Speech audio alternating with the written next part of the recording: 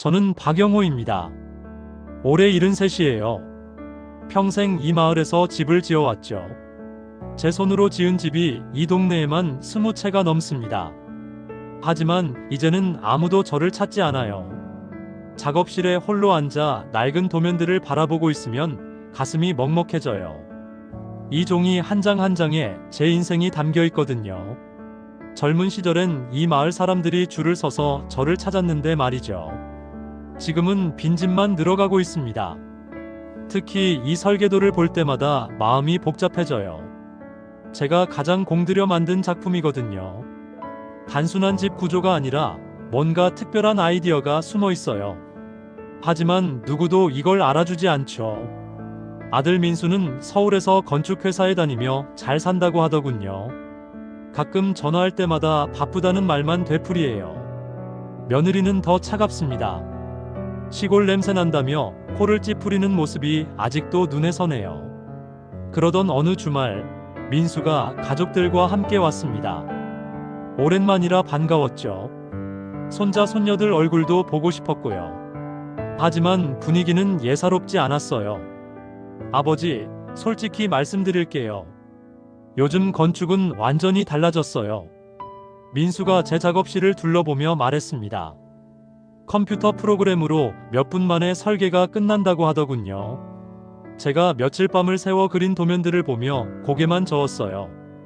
아버지 방식은 이제 구식이에요. 시대에 뒤떨어졌다고요.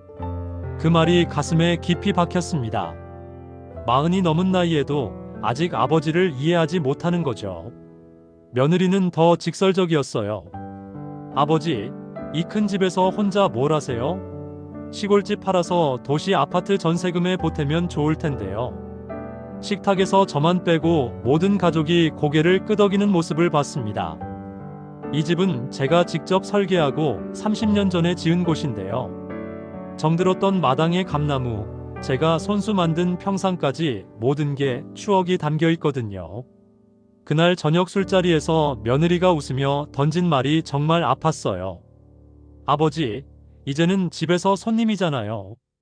민수가 다 책임지고 있으니까요. 손님이라니요. 제가 평생 지켜온 이 집에서 손님이 되어버렸습니다.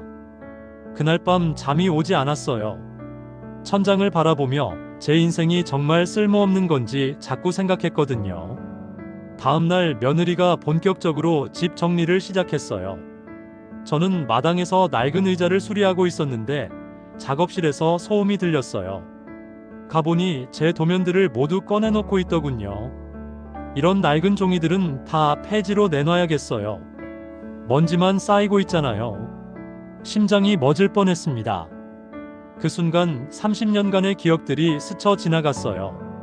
새벽부터 밤늦게까지 그린 설계도들, 고민하고 또 고민하며 완성한 작품들이 폐지가 된다니요. 잠깐만. 저도 모르게 큰 소리가 나왔어요. 며느리가 깜짝 놀라며 저를 쳐다봤습니다. 손이 덜덜 떨렸지만 도면들을 하나하나 챙겼어요. 분노보다는 서러움이 더 컸거든요. 제 인생의 흔적들이 쓰레기 취급받는 모습을 차마 볼 수 없었습니다. 아버지, 왜 그러세요? 어차피 안 쓰는 거잖아요. 그 말에 더 이상 뭐라 할 수 없었어요. 그날 밤 방에서 도면들을 다시 정리하며 눈물이 났습니다. 정말 저는 시대에 뒤떨어진 쓸모없는 사람일까요? 그런데 한 달 후 마을에 놀라운 소식이 들렸습니다. 대형 건설회사에서 마을 입구에 큰 복합 건물을 짓겠다고 발표한 거예요. 마을 사람들은 기대에 부풀어 있었죠. 일자리도 생기고 마을이 발전할 거라고 했거든요. 공사가 시작되고 2달이 지났을 때였습니다. 갑자기 공사장이 조용해졌어요. 지나가다 보니 작업자들이 모두 멈춰서 있더군요. 무슨 일인지 궁금했는데 며칠 뒤 이장님이 저를 찾아왔습니다. 영호 씨, 큰 문제가 생겼어요. 집안이 약해서 건물이 기울어지기 시작했다네요. 시공사에서도 해결책을 찾지 못하고 있다고 했어요. 공사비만 수십억 원이 들어간 상황에서 완전히 중단된 거죠. 마을 사람들은 실망이 컸습니다. 혹시 영호 씨가 이 문제를 해결할 방법을 알고 계시지 않을까요? 당신이 이 마을 땅을 가장 잘 아시잖아요. 그때서야 저는 제 특별한 도면을 꺼냈습니다. 바로 며느리가 폐지로 내놓으려던 그 설계도 말이에요. 거기엔 이런 집안 문제를 해결하는 독창적인 방법이 담겨 있었거든요. 젊은 시절 이 일대 지질을 연구하며 개발한 특허 기법이었어요. 건설회사 기술자들이 제 설계를 보고 눈이 휘둥그레졌습니다. 이런 방식은 처음 봅니다. 정말 혁신적이네요. 왜 이런 기술을 지금까지 숨기고 계셨어요?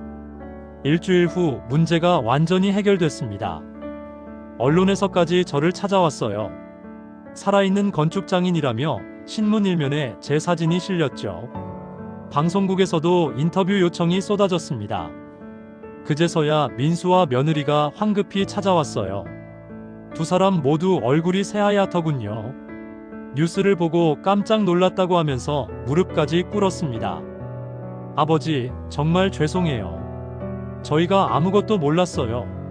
하지만 저는 더 이상 화가 나지 않았어요. 오히려 안쓰럽기까지 했죠. 나는 집만 지은 게 아니었다. 가족도 지으려 했는데 너희는 그 집에 살 준비가 안 돼 있었던 거다. 이제 저는 다시 마을 사람들과 함께 새로운 건축 프로젝트를 진행하고 있습니다. 젊은 건축가들이 찾아와 배우겠다고 하네요. 비록 늦었지만 제 가치를 제대로 인정받았어요. 그리고 무엇보다 제 자존심을 되찾았습니다. 나이가 들어도 배울 게 참 많다는 걸 깨달았어요. 가족을 진짜 지으려면 서로를 이해하는 시간이 필요하다는 것도요.